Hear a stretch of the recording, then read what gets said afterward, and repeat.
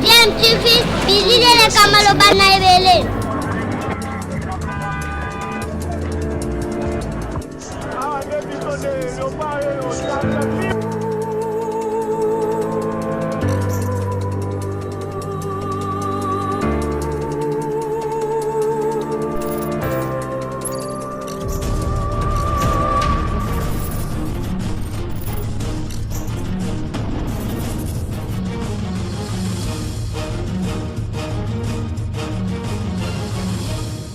Tu veux toujours un enfant. Vous êtes sur DMTV, bonjour ou bonsoir, cela dépend de l'heure à laquelle vous nous suivez. Tout plaisir est pour nous de vous retrouver et de savoir que vous êtes nombreux en train de suivre votre chaîne YouTube DMTV. DMTV qui vous propose l'actualité, mais vous propose également des analyses et des réflexions sur des sujets d'actualité, des faits sociaux ou tout simplement des réalités que nous observons ici chez nous en République démocratique du Congo. L'actualité reste aussi dominée en ce moment en tout cas par cette libération surprise et de deux condamnés pour détournement des deniers publics. Vous le savez, Modeste Makabouza, DG de la société privée en tout cas Sokok, la société congolaise de construction, ainsi que Benjamin Wenga, DG de l'Office des voiries et drainage OVD, qui ont été condamnés à 2 ans et 5 ans de prison dans le cadre du procès des 100 jours. Et ces derniers ont été libérés le 8 janvier 2021 ici sans raisons officielles.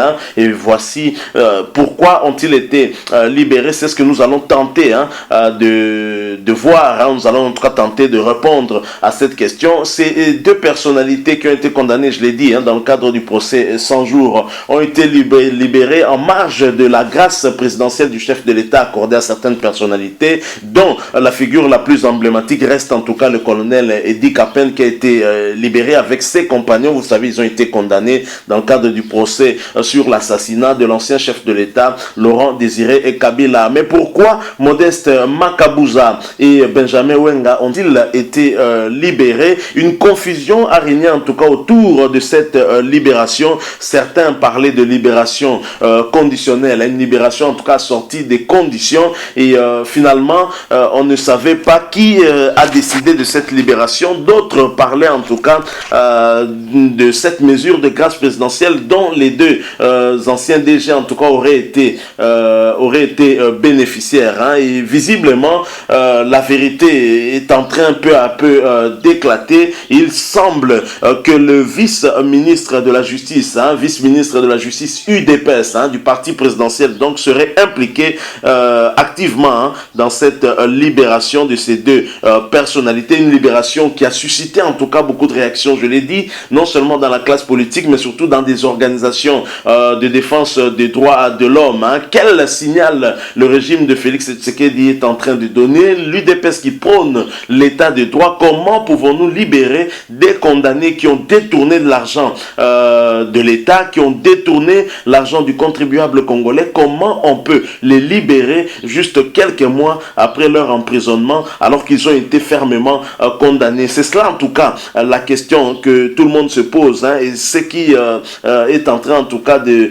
mettre mal à l'aise l'opinion et surtout susciter l'incompréhension et la colère. Finalement, la preuve est là que le vice-ministre de la justice, vice-ministre UDPS, est impliqué dans la libération de ces deux personnalités. À en croire en tout cas cette publication de la page officielle Ebalé et Yamozindo, on peut lire ceci: fini le suspense, voici le document qui montre clairement que les DG de l'OVD et de Sokok ont bel et bien bénéficié de la mesure collective de grâce présidentielle. À en croire en tout cas à ce journaliste, les deux personnalités qui ont été libérées, condamnées dans le cadre du procès 100 jours, ont bénéficié de la grâce présidentielle signée par le chef de l'État Félix Antoine Tshisekedi lui-même. Mais comment cela s'est s'est-il passé? Et le document dont il a eu copie et qu'il nous a présenté, c'est en tout cas un arrêté signé par le vice-premier ministre, par le vice-ministre de la Justice. Je rappelle que ce vice-ministre est UDPS, une déception certainement du côté de l'UDPS. Il faudrait en connaître les mobiles. Qu'est-ce qui s'est passé? Quels sont les dessous des cartes qui justifient, qui expliquent que ces deux personnalités qui ont été condamnées pour le détournement des deniers publics puissent être libérées? Mais en tous les cas, je vais essayer de vous lire cet extrait, cette copie de l'arrêté du vice-ministre de la Justice. Article 1. Bénéficie de la remise de la peine en vertu de l'ordonnance numéro 20/150 du 30 décembre 2020 portant mesures collectives de grâce les personnes ci-après. Wenga Basudi Benjamin, Makabuza Ngonga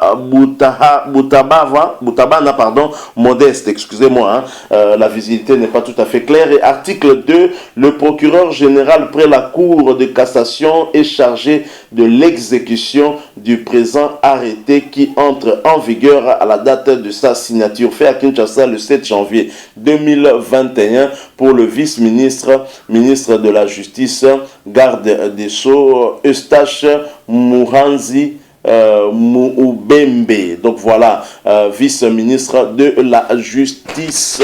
Voilà donc le document publié en tout cas par la page officielle Ebale Mozindo qui démontre et qui vient mettre fin au suspense, à la polémique qu'il y a eu autour de cela. Comment ont-ils été libérés? Certaines personnes, pour justifier cette libération, ont parlé de liberté conditionnelle.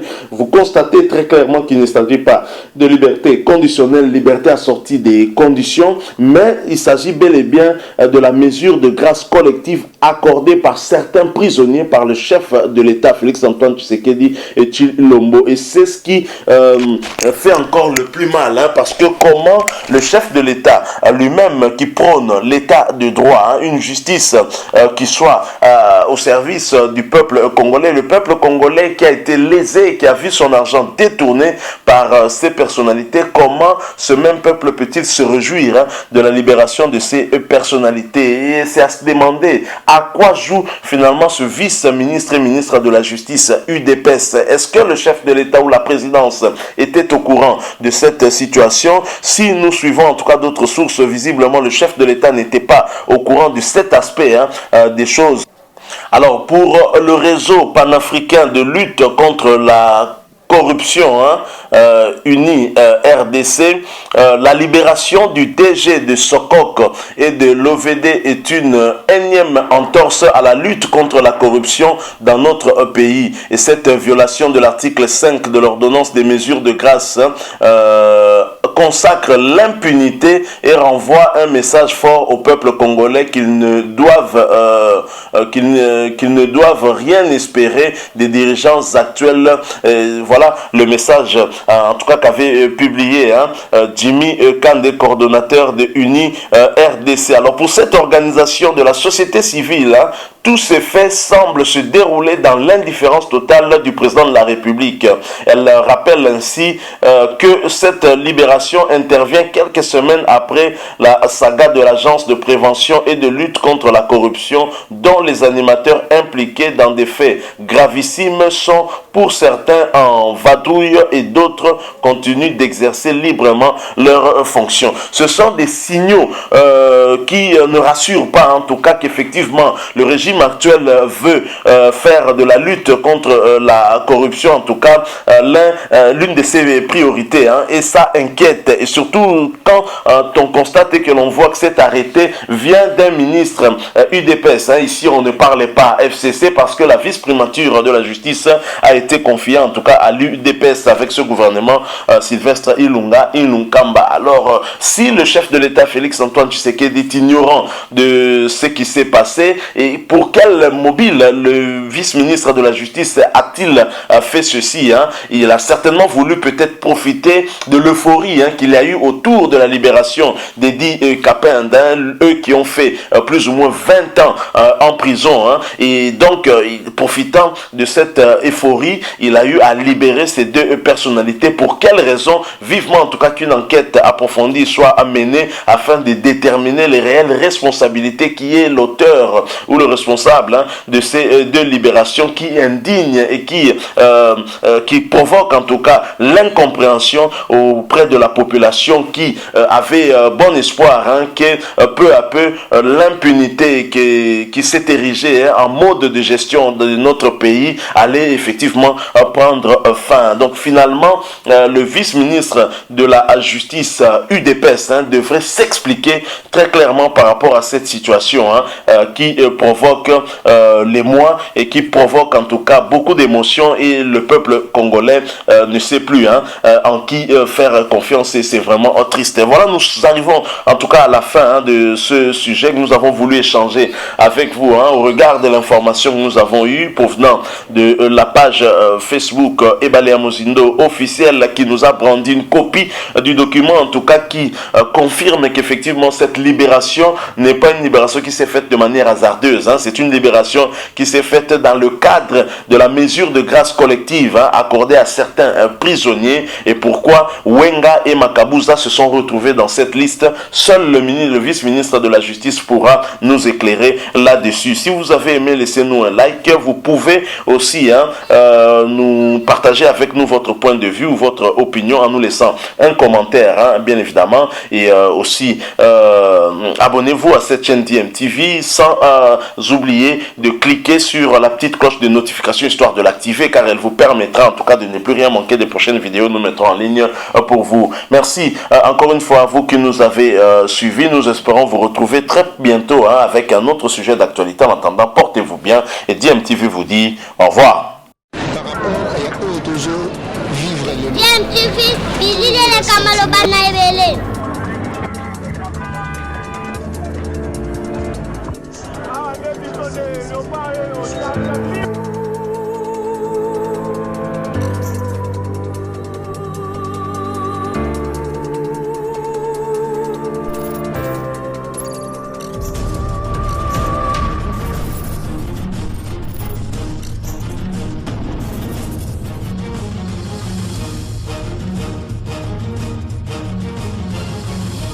DMTV toujours en avant.